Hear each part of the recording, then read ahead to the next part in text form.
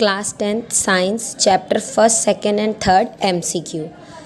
पहला क्वेश्चन है, वह गुण जिसके कारण किसी ठोस पदार्थ को तार में खींचा जा सकता है वह क्या कहलाता है? तो उसे तन्यता कहते हैं। मतलब किसी भी ठोस को, मतलब धातु को अगर खींच कर तार बनाया जा सकता है तो उस गुण को क्या कहते हैं? तन्यता कहते हैं। अगला प्रश्न है कि निम्नलिखित में से एक वियोजन अभिक्रिया चुनिए जिसमें वियोजन के लिए ऊर्जा का स्रोत प्रकाश हो। मतलब कि उसे तोड़ने के लिए प्रकाश का इस्तेमाल किया जाता हो। ये सारी की सारी वियोजन अभिक्रियाएं, लेकिन तुम्हें वो पहचानना है जो इनमें से जिसे तोड़ने के लिए प्रकाश का इस्तेमाल किया जाता है। तो ये है silver bromide AgBr। Silver bromide को तोड़ने के लिए हम सूर्य के प्रकाश का इस्तेमाल करते हैं, जिससे ये सिल्वर और ब्रोमीन में टूट जाता है। नेक्स्ट थर्ड क्वेश्चन है, एल्यूमिनियम और जिंक के ऑक्साइड होते हैं, क्या होते हैं?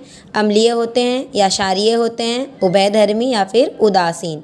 तो इसमें से कैसे होते हैं एल्यूमिनियम और जिंक के ऑक्साइड? तो एल्यूमिनियम और जिंक के ऑक्साइड उभयधर्मी होते हैं, क्योंकि ये अम्ल और क्षार दोनों के साथ अभिक्रिया करते हैं, इसलिए इनके ऑक्साइड्स को उभयधर्मी कहा जाता है, क्योंकि ये अम्ल तथा क्षार दोनों के साथ अभिक्रिया करते हैं। फोर्थ क्वेश्चन है, नीचे दिए गए यौगिकों पर विचार कीजिए। यौगिक क्या हैं? FeSO4 मतलब iron sulphate, CuSO4 copper sulphate, CaSO4 calcium sulphate, Na2CO3 sodium carbonate. इन कंपाउंड्स के नाम भी पढ़ने आने चाहिए।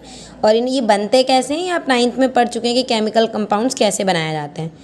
इनमें से किस यौगिक के क्रिस्टलीय रूप में एक अणु में क्रिस्टल जल के अणुओं की संख्या अधिकतम है? ये तुम्हें बताना है कि जितने ये यौगिक हैं 1, 2, 3 और 4, इन चारों यौगिकों में सबसे ज़्यादा जल के अणु के जो क्रिस्टल होते हैं वो किस में होते हैं?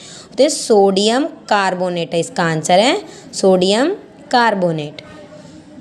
फिर है, कक्ष ताप पर द्रव अवस्था में पाई जाने वाली एक धातु और एक अधातु का नाम बताओ। तो आपको हमेशा पढ़ते वक्त ध्यान रखना है कि पहले नाम आया है धातु का, फिर आया है अधातु का। तो पहले धातु का बताना है, फिर अधातु। जैसे इसमें ऑप्शंस में है ब्रोमीन और मरकरी, फिर है मरकरी और ब्रोमीन। आंसर आपका यही है, मरकरी और ब्रोमीन। ठीक है, दोनों सेम ही ऑप्शन में लिखा हुआ है, लेकिन पहले हमसे धातु पूछी गई है, इसलिए पहले हम धातु के बारे में बताएंगे। फिर हमसे अधातु पूछा गया है, इसलिए हम अधातु के बारे में बताएंगे। तो इसका आंसर होगा मरकरी।